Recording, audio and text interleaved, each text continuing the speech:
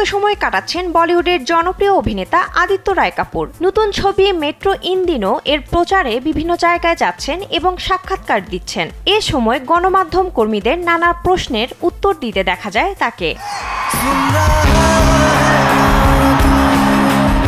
সম্প্রতি ভারতীয় গণমাধ্যমের এক সাক্ষাৎকারে আদিত্যের কাছে ব্যক্তিগত জীবন, প্রেম ও বিচ্ছেদের খবর জানতে চান সাংবাদিকরা। সে সময় এ বিষয়ে তিনিও তার অভিজ্ঞতা শেয়ার করেন। সাক্ষাৎকারে অভিনেতাকে প্রেমে ব্যর্থ হলে বা হৃদয় ভাঙার পর কি করেন এমন প্রশ্ন করা হলে জবাবে আদিত্য জানান তিনি এমন সময় নিজেকে ব্যস্ত রাখার চেষ্টা করেন।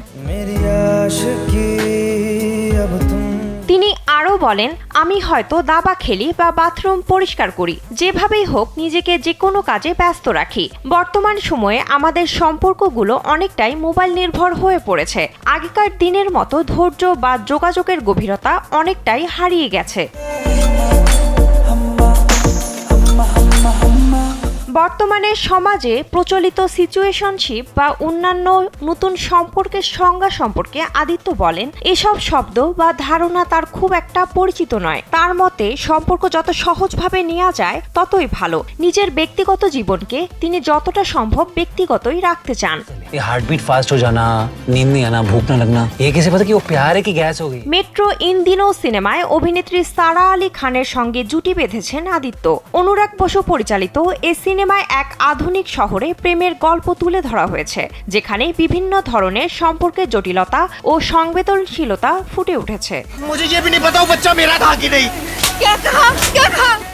সবকিছু ঠিক থাকলে চলতি বছর 4 জুলাই মুক্তি পাবে মেট্রো ইন দিনো সিনেমাটি। 2007 সালে মুক্তিপ্রাপ্ত লাইফ ইন এ মেট্রো সিনেমাটির সিকুয়েল এই সিনেমাটি।